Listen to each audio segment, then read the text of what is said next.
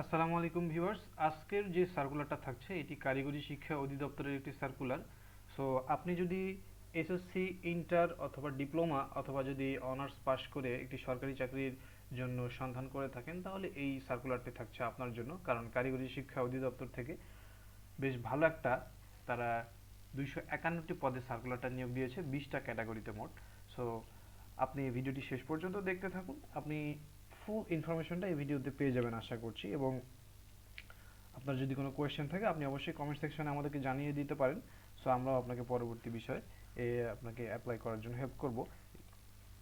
So আসুন এক নজরে যদি আমি একটু হেডলাইনটা সামারি করি, যেটা হচ্ছে কারিগরি শিক্ষা অধিদপ্তরের ঠিকানা দিয়েছে F4B আগারগাঁও শেরেবাংলা নগর, ঢাকা 1207-এর। চাকরির ধরনটা হচ্ছে সরকারি রাজস্ব খাতভুক্ত ফুল টাইম এবং 251টা পদের জন্য তারা 20টা ক্যাটাগরি সিলেকশন করেছে, মানে 251টা তারা শূন্য পদের লোক নিচ্ছে। বয়স সীমা অবশ্যই 18 থেকে 32 হতে হবে 1 জুন 2026 অনুযায়ী। এবং বেতন স্কেলটাও দেখেন অনেক সুন্দর, 18,250 থেকে 30,000 টাকা পর্যন্ত আপনি জাতীয় বেতন স্কেল 2015 অনুযায়ী পাবেন। সো আবেদন পদ্ধতিটা হচ্ছে শুধুমাত্র অনলাইনে এবং আবেদন শুরু আজকেই, মানে 1 জুলাই 2026 সকাল 10টা থেকে শুরু হয়েছে। সো এটার পদের বিবরণগুলো যদি আপনাদেরকে আমি একটু জানিয়ে দিই, ঠিক আছে? আপনি কোন কোন পদে আবেদন করতে পারবেন, সো আবেদনগুলো পদের ডিটেলসটা একটু দেখে নিন। প্রথমেই থাকছে ফার্মাসিস্ট, এই পদে নিচ্ছে তারা 2 জন এবং গ্রেড গ্রেড হচ্ছে 11 এবং বেতন স্কেলটা যদি দেখেন 12,500 থেকে 30,230 টাকা পর্যন্ত, ঠিক আছে? সো বেতনের গ্রেডটা এটাই সর্বোচ্চ হাইস্ট, মানে আপনার 11তম গ্রেড থেকে শুরু করেছে তারা। দ্বিতীয় হচ্ছে হিসাবরক্ষক, এখানে 4 জন নিচ্ছেন 13 গ্রেডের 11 থেকে 26,000 পর্যন্ত। উচ্চমান সহকারী 4 জন নিচ্ছে 14 গ্রেডের 10,000 থেকে শুরু করে 24,000 প্লাস পর্যন্ত থাকছে। তারপরে দেখুন, আমি একটু আপনাদেরকে মার্ক করে দেখিয়ে দিই, তাহলে হয়তো আপনাদের জন্য সুবিধাটা হবে। তারপরে বলেছে যে ইউডিএ কাম ডাটা প্রসেসর, এখানে 1 জন নিচ্ছে 14 গ্রেডের, সরি, 10,000 থেকে 24,000 পর্যন্ত বেতন থাকবে। হিসাবরক্ষক নিচ্ছেন 14 গ্রেডের 1 জন, এটারও সেম বেতন থাকছে। কোষাধ্যক্ষ 5 জন 14 গ্রেডের, এটাও থাকছে। তারপরে 60 মুদ্রাক্ষরিক কাম কম্পিউটার অপারেটর, এখানেও 5 জন নিচ্ছে 14 গ্রেডের। লাইব্রেরিয়ান নিচ্ছেন 4 জন, এটাও 14 গ্রেডের থাকছে। কম্পাউন্ডার নিচ্ছেন 4 জন, এটাও 14 গ্রেডের। অফিস সহকারী কাম কম্পিউটার মুদ্রাক্ষরিক এখানে নিচ্ছে 28 জন, ঠিক আছে? সো এখানে পদের সংখ্যাটা একটু হিউজ। সো আপনি চাইলে এখানেও অ্যাপ্লাই করতে পারেন। অবশ্যই আমি আপনাকে জানাবো যে এই পদের জন্য আসলে কি পাস থাকা প্রয়োজন, সেটাও অবশ্যই আপনাকে জানাবো, ভিডিওটি শেষ পর্যন্ত দেখতে থাকুন। স্টোর কিপারের এখানে আপনার 1 জন নিচ্ছে 16 গ্রেডের জন্য। ডাটা প্রসেসর হিসেবে 29 জন নিচ্ছে, এটা হচ্ছে মানে ফার্স্ট ভ্যাকেন্সি আর কি, মানে হাইস্ট ভ্যাকেন্সি। সো এখানে 16 গ্রেডের জন্য তারা বেতন দিচ্ছে। এলডিএ কাম ডাটা প্রসেসর 3 জন নিচ্ছে 16 গ্রেডের। সো এটা আমরা দেখলাম মোট 13টা সার্কুলার, ঠিক আছে? তো বাকিগুলো একটু দেখে নিই। দেখুন এইখানে আপনার 13 পর্যন্ত আমরা দেখেছি। হিসাব সহকারী থাকছে 9 জন, এখানে 16 গ্রেডে থাকছে। এলডিএ কাম ক্যাশিয়ার 1 জন নিচ্ছে 16 গ্রেডের। তারপরে এলডিএ কাম টাইপিস্ট 1 জন নিচ্ছে 16 গ্রেডের জন্য। সহকারী লাইব্রেরিয়ান কাম ক্যাটালগার এখানে 11 জন থাকছে। সো 11টা ভ্যাকেন্সি এখানে রয়েছে, আপনারা চাইলে আবেদন অবশ্যই করতে পারবেন। সো সেই অনুযায়ী আপনার অবশ্যই যোগ্যতাটা থাকতে হবে। কী কী যোগ্যতাটা থাকছে সেটাও আপনাদেরকে জানিয়ে দেবো। 16 গ্রেডের বেতন, ক্যাশ সরকার 2 জন নিচ্ছে 18 গ্রেডের। তারপরে খিস্টম্যান, খিস্টম্যানটা আসলে কি এটাও আপনাদেরকে জানিয়ে দেবো। 8 জন নিচ্ছে এখানে 19 গ্রেডের। অফিস সহায়ক নিচ্ছে 128 জন। সরি, আমি তাহলে আপনাদেরকে ইনফরমেশনটা একটু এখানে 29 জন হাইস্ট বলেছিলাম। সো 29 জন হাইস্ট না, এটা হচ্ছে সেকেন্ড হাইস্ট। সো ফার্স্ট থাকছে আপনার এইটা 128 জন, হিউজ একটা পদ তারা এখানে দিয়েছে আর কি।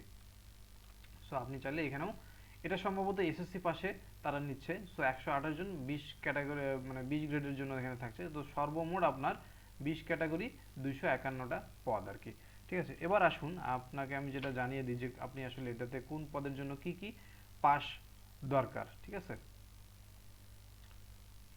সো প্রথমেই দেখুন তারা আপনাকে যেটা বলেছে, আমরা একটু জুম করে দেখি, মার্ক করে সেই সাথে দেখি। ফার্মাসিস্টের জন্য এটা আমরা দেখেছি কিন্তু অলরেডি 2 গ্রেড, 2 জন নিবে 11 গ্রেড করে। কিন্তু পাশের যে সিস্টেমটা, স্বীকৃত বোর্ড থেকে মাধ্যমিক স্কুল সার্টিফিকেট অথবা সমমান পরীক্ষায় উত্তীর্ণ ডিপ্লোমা ইন ফার্মেসি কোর্স থাকতে হবে। ঠিক আছে, আপনাকে মানে মাধ্যমিক স্বীকৃত বোর্ড থেকে মাধ্যমিক স্কুল সার্টিফিকেট অথবা সমমান পরীক্ষায় উত্তীর্ণ সহ ডিপ্লোমা ইন ফার্মেসি কোর্সটা অবশ্যই থাকতে হবে, আদারওয়াইজ আপনি অ্যাপ্লাই করতে পারবেন না। তারপরে বলছে হিসাব রক্ষকের জন্য বিশ্ববিদ্যালয় থেকে বাণিজ্য অনুষদভুক্ত যে কোনো বিষয়ে দ্বিতীয় শ্রেণী অথবা সমমানের সিজিপিএতে স্নাতক সমমানের ডিগ্রি থাকতে হবে। কম্পিউটারে মাইক্রোসফট অফিস যেটা আছে সেই কাজে অবশ্যই দক্ষতা থাকতে হবে। তারপরে বলেছে যে উচ্চমান সহকারী ইউডিএ কাম ডাটা প্রসেসর, এটাও আপনার বিশ্ববিদ্যালয় থেকে দ্বিতীয় শ্রেণী বা অনার্স পাস বা সমমানের ডিগ্রি থাকতে হবে। মাইক্রোসফট অফিসে দক্ষতা থাকতে হবে। মুদ্রাক্ষরে প্রতি মিনিটে বাংলায় 25, ইংরেজিতে 23 গতি চেয়েছে তারা। ঠিক আছে, তারপরে যদি আমরা দেখি আপনার এখানে থাকছে উচ্চমান সহকারী, এটা হ্যাঁ উচ্চমান সহকারীতে তারা কি চেয়েছে অ্যাকচুয়ালি, উচ্চমান সহকারীতে এটাও বিশ্ববিদ্যালয় দ্বিতীয় শ্রেণী সমমানের সিজিপিতে স্নাতক ডিগ্রি চেয়েছে। মাইক্রোসফট অফিসে দক্ষতা 25, বাংলায় এবং ইংরেজিতে 23। তারপরে হচ্ছে হিসাব রক্ষক এবং কোষাধ্যক্ষ, এখানে চেয়েছে সেম দ্বিতীয় শ্রেণীর স্নাতক ডিগ্রি থাকতে হবে, সমমানের ডিগ্রি, এবং মাইক্রোসফট অফিসে কাজের দক্ষতাটা থাকতে হবে। তারপরে বলেছে 60 মুদ্রাক্ষরিক কাম কম্পিউটার অপারেটর, এটাতে আপনার বিশ্ববিদ্যালয় কর্তৃক আপনার অনার্স পাস অথবা সমমানের কোনো ডিগ্রি থাকতে হবে। প্রতি মিনিটে বাংলায় 45, ইংরেজিতে 70 চেয়েছে, এবং কম্পিউটার মুদ্রাক্ষরে বাংলায় 25 এবং ইংরেজিতে 30 চেয়েছে। তারপরে লাইব্রেরিয়ানের জন্য চেয়েছে, এটাও অনার্স পাস আপনার থাকতে হবে, কিন্তু দেখেন সমমানের সিজিপিতে স্নাতক ডিগ্রি সহ লাইব্রেরি সায়েন্সের ডিপ্লোমা অবশ্যই থাকতে হবে কিন্তু। তারপরে কম্পিউটার মাইক্রোসফট অফিসে অবশ্যই কাজে দক্ষতা থাকতে হবে। তারপরে 9 নম্বরটা আমরা দেখি। 9 নম্বরে এখানে বলেছে কম্পাউন্ডার। সো কম্পাউন্ডারের জন্য কি দরকার পড়ছে এখানে দেখুন। কম্পাউন্ডারের জন্য স্বীকৃত বোর্ড থেকে উচ্চ মাধ্যমিক সার্টিফিকেট অথবা সমমান উত্তীর্ণ এবং বাংলাদেশ ফার্মেসি কাউন্সিল অনুমোদিত ফার্মাসিস্ট বা মেডিকেল অ্যাসিস্ট্যান্ট সার্টিফিকেট সহ 1 বছরের অভিজ্ঞতা চেয়েছে। সো কম্পাউন্ডার হতে গেলে আপনার এই যোগ্যতাটা অবশ্যই থাকতে হবে। তারপরে বলেছে অফিস সহকারী কাম কম্পিউটার মুদ্রাক্ষরিক এবং স্টোর কিপার, এখানে স্বীকৃত বোর্ড থেকে দ্বিতীয় বিভাগ বা সমমানের জিপিএতে উচ্চ মাধ্যমিক সার্টিফিকেট বা সমমানে উত্তীর্ণ থাকতে হবে। মানে আপনি এখানে ইন্টার পাস করে আর কি অ্যাপ্লাই করতে পারছেন। সো কম্পিউটার ব্যবহারে অবশ্যই দক্ষতা থাকতে হবে, বাংলায় 20 এবং ইংরেজিতে 20ও থাকতে হবে। ডাটা প্রসেসর এলডিএ কাম ডাটা প্রসেসর যেটা বলছেন তারা। তারপরে এটা কি বলছে, এসএসসি স্বীকৃত বোর্ড হতে উচ্চ মাধ্যমিক, সরি আপনার ইন্টার পাশে এটা আপনি আবেদন করতে পারবেন। কম্পিউটারের প্রশিক্ষণ প্রাপ্ত হতে হবে এবং মুদ্রাক্ষরে প্রতি মিনিটে বাংলায় 20 এবং ইংরেজিতে 20 থাকতে হবে। তারপরে চলুন আমরা দেখি হিসাব সহকারী বা এলডিএ কাম ক্যাশিয়ার। এইখানে মূলত তারা চেয়েছে স্বীকৃত বোর্ড থেকে ব্যবসায় শিক্ষা দ্বিতীয় বিভাগ অথবা সমমানের জিপিএতে উচ্চ মাধ্যমিক সার্টিফিকেট বা সমমান উত্তীর্ণ থাকতে হবে। ঠিক আছে, ব্যবসায় শিক্ষা বিভাগ থেকে আপনি যদি হয়ে থাকেন তাহলে অ্যাপ্লাই করতে পারবেন, অথবা ইন্টার পাস করে আপনি অ্যাপ্লাই করতে পারছেন।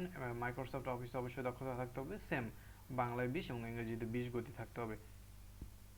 এলডিএ কাম টাইপিস্ট, এখানেও ইন্টার পাস করে আপনি আবেদন করতে পারছেন। সো কম্পিউটারে দক্ষতা থাকতে হবে, বাংলায় 20, ইংরেজিতে 20। সহকারী লাইব্রেরিয়ান কাম ক্যাটালগার, এটা আপনার অনার্স পাস থাকতে হবে এখানে। ঠিক আছে, কিন্তু দেখেন অনার্স পাস কোনো স্বীকৃত বিশ্ববিদ্যালয় থেকে স্নাতক অথবা সমমানের ডিগ্রি সহ গ্রন্থাগার বিজ্ঞানের সার্টিফিকেট কোর্সে উত্তীর্ণ। সো আপনি ওটাও অনার্স পাস থাকলেও করতে পারবেন, অথবা আপনার কোনো সমমানের ডিগ্রি সহ যদি এইটা থাকে সার্টিফিকেট, গ্রন্থাগার বিজ্ঞানের সার্টিফিকেট কোর্সে উত্তীর্ণ, তাহলে আপনি অ্যাপ্লাই করতে পারবেন। ক্যাশ সরকারের জন্য বলেছে স্বীকৃত মাধ্যমিক স্কুল সার্টিফিকেট সমমান পরীক্ষায় উত্তীর্ণ, মাইক্রোসফট অফিসে কাজের দক্ষতা, মানে আপনার এসএসসি পাশে আপনি এটা করতে পারছেন ক্যাশ সরকারের জন্য। এবং অফিস সহায়কের যে বিষয়টা আমি যেটা আপনাদেরকে বলেছিলাম, অফিস সহায়কটা দেখুন, আমি একবারেই নামিয়ে নিই। দেখুন অফিস সহকারে যেটা চেয়েছে, আগেই বলেছিলাম আপনাদেরকে, এটাও কিন্তু এসএসসি পাশে আপনি আবেদন করতে পারবেন। অনেক বড় কিন্তু এখানে একটা পদ, ঠিক আছে, 20 গ্রেডের জন্য থাকছে। সো আবেদন ফিটা আসলে কত হচ্ছে কোন পদের জন্য, হ্যাঁ এটা আপনাদেরকে আমি অবশ্যই জানিয়ে রাখি আপনাদের সুবিধার জন্য। এটা হয়তোবা আমি আপনাদেরকে একটা নোট বানিয়ে আকারে দেখাচ্ছি, কিন্তু আপনাদের জন্য যে অ্যাকচুয়াল যে সার্কুলারটা আপনি কোন লিঙ্কে গেলে পাবেন, সম্পূর্ণ ভিডিওটা শেষ পর্যন্ত দেখুন। আপনাদেরকে আমি অ্যাকচুয়াল লিঙ্ক সহ এবং জেনুইন যে সার্কুলারটা সেটাও আপনাদেরকে জানিয়ে দিচ্ছি। সো এখানে আবেদন ফিটা দেখুন, ক্রমিক 1 নম্বর পদের জন্য যেটা থাকছে, 1 নম্বর পদে ফার্মাসিস্টের জন্য মূল ফি থাকছে 150 টাকা, সার্ভিস চার্জ হবে 18 টাকা, সো মোট 168 টাকা প্রথম পদের জন্য আপনি আবেদন করতে পারবেন। এবং ক্রমিক নম্বর 2 থেকে 17 নম্বরের জন্য 112 টাকা থাকছে। তারপরে 18 থেকে 20 নম্বর পদের জন্য 56 টাকা। আপনি যদি প্রতিবন্ধী, ক্ষুদ্র নৃগোষ্ঠী বা তৃতীয় লিঙ্গ হয়ে থাকেন সেই ক্ষেত্রে আপনার 56 টাকা সকল পদের জন্য আপনি আবেদন করতে পারবেন, সমস্যা নেই। সো এই হচ্ছে আপনাদের আবেদন ফি সম্পর্কিত তথ্য। এবং সেই সাথে আরেকটি বিষয় আপনাদেরকে জানিয়ে দেই, যেমন আপনি অনলাইনে কিভাবে আবেদনটা করতে পারবেন সেই ধাপগুলো একটু যদি আপনি দেখে রাখেন আপনার জন্য অবশ্যই ইজিয়ার হবে, ঠিক আছে। সো এখানে ধাপগুলো একটু দেয়া আছে, আপনি একটু খেয়াল করুন। এই ওয়েবসাইটে গেলে আপনি অ্যাকচুয়াল লিঙ্কটা পাবেন, যদিও আমি আপনাদেরকে দেখাই দেবো। আবেদন শুরু হচ্ছে কত, 1 জুলাই থেকে শুরু হয়েছে সকাল 10টায়। যোগ্যতা অনুযায়ী পছন্দের সব পদ বেছে সকল তথ্য সঠিকভাবে পূরণ করতে হবে।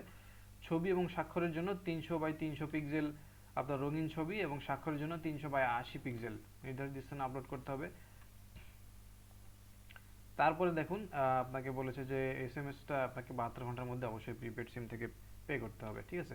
তো এই ছিল মূলত বিষয়াদি, এবং হয়তো আরও কিছু আপনাকে আমি একটু ইন্টারেস্টিং জিনিসটা জানিয়ে রাখি। যেমন সাপোজ আপনি আবেদন করেছেন, বাট অনেক সময় হয় যে আমরা ইউজার আইডি বা পিন ভুলে গিয়েছি, তো সেই ক্ষেত্রে আপনি তখন কি করবেন? তো সেই ক্ষেত্রে আপনার ইউজার আইডি বা পিন ভুলে গেলে আপনি ইউজার আইডি যদি জানা থাকে তখন এইভাবে এসএমএসটা যদি পাঠান, এবং পিন যদি জানা থাকে তাহলে আপনি এইভাবে এসএমএস পাঠালে আপনার ইনফরমেশনটা আপনি পেয়ে যাবেন। সো এবং সতর্কতা বাণী হিসেবে আপনার জন্য যে জিনিসটা আপনি একটু খেয়াল করুন, ডিটিএ জব সার্কুলার 2026 কারিগরি শিক্ষা অধিদপ্তর নিয়োগ বিজ্ঞপ্তি 2026 চাকরি পেতে কোনো আর্থিক লেনদেন বা তদবিরের প্রয়োজন নেই। ভুল বা মিথ্যা তথ্য প্রমাণিত হলে প্রার্থিতা বাতিল সহ আইনানুগ ব্যবস্থা নেওয়া হবে। সো এটা তারা সতর্কবাণী হিসেবে আপনাদেরকে জানিয়ে দিয়েছে। সো এই ছিল মোটামুটি সার্কুলারটা। এবং আমি যেটা আপনাকে বলছিলাম যে আপনি এই লিঙ্কে গেলে কিভাবে পাবেন, এই লিঙ্কে যদি যান, দেখুন আমি এই লিঙ্কে অলরেডি প্রবেশ করে রেখেছি। সো এইখানে আপনি 2026 প্রথমে যেটা পাবেন এইখানে যাবেন। এখানে যাওয়ার পরে আপনার এই যে click here to download circular, এবং যদি অ্যাপ্লাই করতে চান তাহলে আপনাকে এইখানে ক্লিক করতে হবে। সো আপনি সার্কুলারটা যদি দেখতে চান তাহলে আপনাকে সার্কুলারটা দেখতে গেলে আপনি প্রথম লিঙ্কে ক্লিক করবেন। দেখুন এইখানে তারা অ্যাকচুয়াল সার্কুলারটা প্রকাশ করেছে। সো আপনি এখানে স্ক্রল করে করে দেখতে পারেন ডিটেলসগুলো, 251টা পদ দেখেছেন। সো এখানে বিস্তারিত সব কিছু দেওয়া আছে। সো আমি অ্যাকচুয়ালি যেই জিনিসগুলো খুবই গুরুত্বপূর্ণ ছিল সেগুলো আপনাদেরকে শেয়ার করে দিয়েছি, এবং আরও যদি আপনার বিস্তারিত জানার প্রয়োজন হয় আপনি এইখান থেকে গিয়েও দেখতে পারেন। সো আপনি যদি অ্যাপ্লাই করতে চান তো এই application form click here to apply online, এইখানে ক্লিক করলে আপনি আবেদন করতে পারবেন, যদিও এখনও শুরু হয়নি, আসলে 10টা বাজলে শুরু হয়ে যাবে। তো আজকে থেকে আর কি শুরু, ঠিক আছে। সো আপনারা এটা আজকে থেকে অ্যাপ্লাই করতে পারেন, এবং যেহেতু সময় আছে সো সময় নিয়েও অ্যাপ্লিকেশনটা করতে পারেন। এবং অবশ্যই 23 জুলাই পর্যন্ত কিন্তু ডেডলাইন থাকছে। সো আপনাকে সেই ডেডলাইনের আগেই কিন্তু আবেদনটা করতে হবে, আপনাকে এই বিষয়টাও মাথায় রাখতে হবে। আপনাদেরকে আমি আরেকবার একটু জানিয়ে দিই, দেখুন এই যে এখানে, সরি 23 জুলাই না, সরি, এটা আপনাদেরকে একটু আমি একটু জুম করে দেখিয়ে দিই। এটা হচ্ছে, দেখুন এই যে এইখানে দেওয়া আছে 21/7 বিকাল 5টা পর্যন্ত, এবং 1/7 সকাল 10টা থেকে আপনি আবেদনটা করতে পারবেন। সো শেষ তারিখের পর্যন্ত অপেক্ষা না থাকাই ভালো, কারণ শেষ তারিখে অনেক সময় দেখা যায় যে সার্ভার ইস্যু থাকতে পারে। তো সেই রিস্কটা না নিয়ে আপনি নির্ধারিত সময়ের মধ্যে আবেদনটা করে ফেলবেন। সো এই ছিল আজকের সার্কুলারটি। আশা করি যদি ভালো লেগে থাকে অবশ্যই একটা লাইক সাবস্ক্রাইব করে পাশে থাকবেন। দেখা হবে পরবর্তী কোনো ভিডিওতে। সবাই ভালো থাকবেন। আসসালামু আলাইকুম।